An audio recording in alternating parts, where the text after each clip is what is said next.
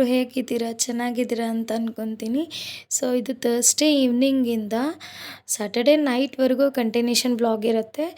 So ಅಮ್ಮ ಮಾರ್ನಿಂಗೆಲ್ಲ ಪೂಜೆ ಮುಗಿಸ್ಬಿಟ್ಟು ಹೋಗಿದ್ದರು.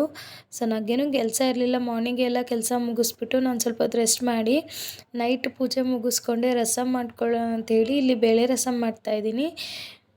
ಸೊ ಫೈನಲಿ ಬೇಳೆ ರಸಮ್ಗೆ ಏನೇನು ಹಾಕಬೇಕು ಅಂತ ಎಲ್ಲ ನಿಮಗೆ ಗೊತ್ತಿರುತ್ತೆ. ನಾನೇನು ಅಷ್ಟು ಹೇಳಬೇಕು ಅಂತ ಏನೂ ಇಲ್ಲ. ಸೊ ಫೈನಲಿ ಬೇಳೆ ರಸಮ್ ಮಾಡಿ ಊಟ ಮುಗಿಸಿ ಮತ್ತು ನಾನು ಡ್ರಿಂಕ್ ಕುಡಿದು ಮಲ್ಕೊಂಡೆ. ಸೊ ಅದಾದಮೇಲೆ ಮಾರ್ನಿಂಗ್ ಎದ್ದು ಸ್ವಲ್ಪ ಹೊತ್ತು ಮಾಡಿ ಮೇಲೆ ವಾಕ್ ಮಾಡ್ಕೊಂಡು ಬಂದೆ. ನನಗೆ ಹೇಳಿದೆ ಹೊರಗಡೆ ಹೋಗಿದ್ಲು ಅಂತ ಅಲ್ಲೇ ಅಡ್ಡ ಹಾಕ್ಕೊಂಡು ಇಟ್ಕೊಂಡಿದ್ದಾನೆ ಮಾರ್ನಿಂಗ್ ಹೊಟ್ಟೆ ಹಸಿತಿತ್ತು ಅಂತೇಳಿ. ಸೊ ಅಲ್ಲಿಂದ ಬಂದು ನೈಟು ಹುಷಾರಿಲ್ಲ ಅಂತ ಅಂದ್ಬಿಟ್ಟು ಎಲ್ಲ ಸಿಂಕಲ್ಲಿ ಹಂಗೆ ಬಿಟ್ಬಿಟ್ಟಿದ್ದೆ, ಏನೂ ಕ್ಲೀನ್ ಮಾಡಿರಲಿಲ್ಲ. ಸೊ ಕಿಚನಲ್ಲೆಲ್ಲ ಕ್ಲೀನ್ ಮಾಡಿಕೊಂಡು ಹಂಗೆ ಒನ್ ಬೈ ಒಂದೆಲ್ಲ ಕೆಲಸ ಮುಗಿಸ್ಕೊಂಡೆ. ಸೊ ನೈಟು ಮಾಡಿಟ್ಟಿದ್ದ ರಸಮು ಎಲ್ಲ ಹಾಗೆ ಇತ್ತಲ್ಲ, ಸೊ ಅದನ್ನೆಲ್ಲ ಬಿಸಿ ಮಾಡಿಕೊಂಡು ಕಿಚನೆಲ್ಲ ಕ್ಲೀನ್ ಮಾಡಿಕೊಂಡು ಪಾತ್ರೆ ತೊಳ್ಕೊಂಡು ಮತ್ತು ಸ್ವಲ್ಪ ಸ್ಟವೆಲ್ಲ ಕ್ಲೀನ್ ಮಾಡಿ ಸಿಂಕೆಲ್ಲ ಕ್ಲೀನ್ ಮಾಡಿಕೊಂಡು ಹಾಗೆ ನೆನೆಸ್ಕೊತಾ ಇದ್ದೆ. ಸೊ ಏನು ಮಾಡೋದು ಇವತ್ತು ಟಿಫನ್ಗೆ ಅಂಥೇಳಿ. ಸೊ ಅಷ್ಟೊತ್ತಿಗೆ ನೆನಪಾಯಿತು ನೈಟ್ ಥರ್ಸ್‌ಡೇ ಮಾರ್ನಿಂಗು ದೋಸೆ ಹಿಟ್ಟು ರುಬ್ಬಿಟ್ಟಿದ್ದಿದ್ದು. ಸೊ ನೆನಪಿತ್ತು ನನಗೆ.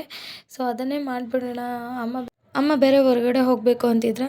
ಸೊ ಅದಕ್ಕೆ ಅಷ್ಟೊತ್ತಿಗೆಲ್ಲ ಕ್ಲೀನ್ ಮಾಡ್ಕೊಂಬಿಟ್ಟು ನಾನು ಡ್ರಿಂಕ್ ಏನಿದೆ ಅದನ್ನೆಲ್ಲ ಕಂಪ್ಲೀಟ್ ಮಾಡ್ಕೊಳ್ಳೋಣ ಅಂತ ಒನ್ ಬೈ ಒನ್ ಎಲ್ಲ ಕೆಲಸ ಮುಗಿಸ್ಕೊಂಡು ಕಿಚನಲ್ಲಿ ಸೊ ನಾನು ಡ್ರಿಂಕ್ನ ಕಂಪ್ಲೀಟ್ ಮಾಡ್ತಾಯಿದ್ದೆ. ನಾನು ನಿಮಗೆ ಹೇಳ್ಕೊಟ್ಟಿದ್ನಲ್ಲ ಫಸ್ಟ್ ಡೇಯಿಂದನೂ ನೆಲ್ಲಿಕಾಯಿ ಜ್ಯೂಸು ಇದೇ ಥರ ನಾನು ತೊಗೊಳ್ಳೋದು.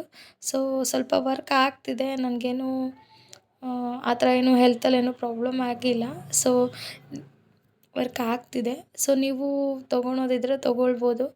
ಇದು ಮಾಮೂಲಿ ನೆಲ್ಲಿಕಾಯಿ ಜ್ಯೂಸನ್ನ ಮಿಕ್ಸ್ ಮಾಡಿಕೊಂಡು ಎಲ್ಲರೂ ಕೋಲ್ಡ್ ವಾಟರಲ್ಲಿ ಕುಡಿತಾರೆ. ಸೊ ನನಗೆ ಕೋಲ್ಡ್ ವಾಟರ್ ಅಷ್ಟಾಗಿ ಇಷ್ಟ ಆಗಿಲ್ಲ. ಸೊ ನಾನು ಹಾಟ್ ವಾಟರಲ್ಲಿ ತೊಗೊತಾ ಇದ್ದೀನಿ, ಚೆನ್ನಾಗಿರುತ್ತೆ. ಅಲ್ಲೆಲ್ಲ ಕುಡಿದ್ಬಿಟ್ಟು ಸ್ವಲ್ಪ ಹೊತ್ತು ಆಚೆ ಕಡೆ ಓಡಾಡ್ಕೊಂಡು ಬರೋಣ ಅಂಥೇಳಿ ಟೆರೆಸ್ಸಿಗೆ ಹೋದೆ. ಟೆರೆಸ್ ಮೇಲೆ ನಿಂತ್ಕೊಂಡ್ರೆ ನಮ್ಮ ಮನೆಯಿಂದ ದೇವಸ್ಥಾನ ಸೂಪರಾಗಿ ಕಾಣುತ್ತೆ, ಏನೇ ಪೂಜೆ ಇದ್ರೂ. ಅಲ್ಲಿಂದ ಬಂದೆ ನೋಡಿ ಎಷ್ಟು ತರಲೆ ಮಾಡ್ತಿದ್ದಾರೆ, ಮಾಡಿ ಮೇಲೆ ಬಿಡಲಿಲ್ಲ ಅಂತೇಳ್ಬಿಟ್ಟು ಇಬ್ಬರು ಗಲಾಟೆ ಮಾಡ್ತಿದ್ರು. ಸೊ ಹಠ ಮಾಡ್ತಿದ್ರು ಅಂತೇಳಿ ಅವನ್ನ ಕಟ್ಟಾಕಿದ್ದಾರೆ ಅಷ್ಟೇ. ಅವನಂತೂ ಒಂದು 5 ನಿಮಿಷ ಕಟ್ಟಾಕೋದ್ರೆ ಸೈಲೆಂಟಾಗಿರ್ತಾನೆ. ಆದರೆ ಅವ್ನು ಚಿಕ್ಕವನಂತೂ ಸಿಕ್ಕಾಪಟ್ಟೆ ಗಲಾಟೆ ಮಾಡ್ತಾನೆ. ನಾನು ಮಾಡಿ ಮೇಲೆ ಒಂದು 5 ನಿಮಿಷ ಕಾಣಿಸಿಲ್ಲ ಅಂತಂದ್ರೂ ಗಲಾಟೆ ಮಾಡ್ತಾನೆ. ಸೊ ಅದಾದಮೇಲೆ ಎಲ್ಲ ಕೆಲಸ ಮುಗಿಸ್ಕೊಳ್ಳೋಣ ಅಂಥೇಳಿ ಕಿಚನಲ್ಲಿ ಸ್ಟವೆಲ್ಲ ಕ್ಲೀನ್ ಮಾಡ್ಕೊಂಡಿದ್ದೆ. ನಾನು ಪಾತ್ರೆ ಎಲ್ಲ ತೊಳ್ಕೊಬಿಟ್ಟಿದ್ನಲ್ವ.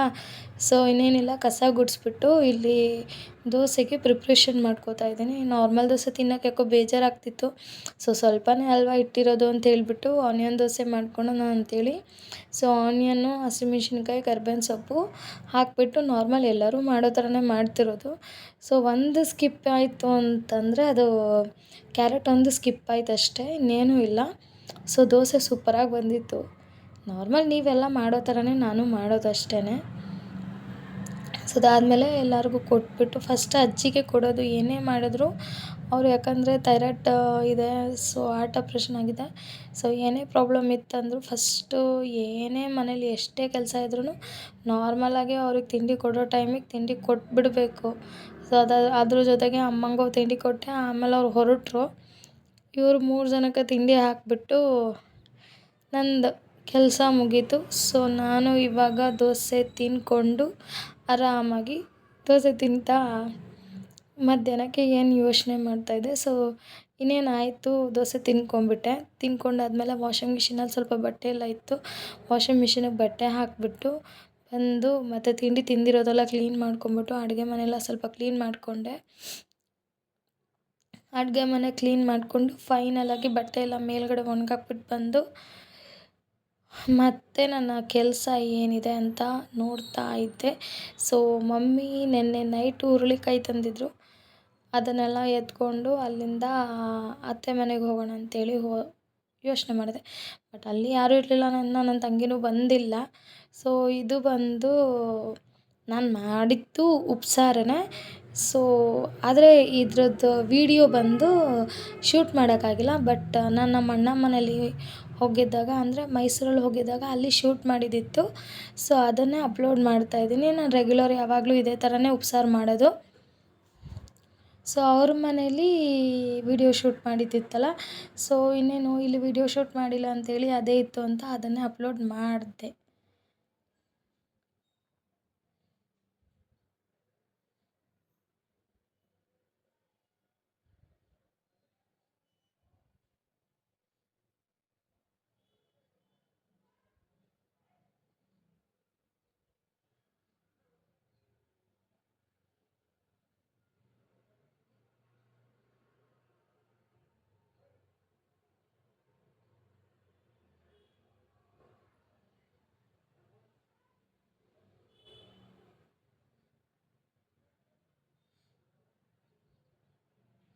ಸೊ ಫೈನಲಿ ಉಪ್ಪು ಸಾಂಬಾರು ಮತ್ತು ಖಾರ ಎರಡು ರೆಡಿ ಆಯಿತು. ಸೊ ಅದನ್ನು ಬಸ್ಕೊಂಡ್ಬಿಟ್ಟು ಮಾಮೂಲಿಯಾಗಿ ನೀವು ಹೆಂಗೆ ಒಗ್ಗರಣೆ ಹಾಕ್ತೀರೋ ಸೇಮ್ ಆ್ಯಸ್ ಇಟ್ ಈಸ್ ನಾನು ಹಾಕೋದು ಅಷ್ಟೇ.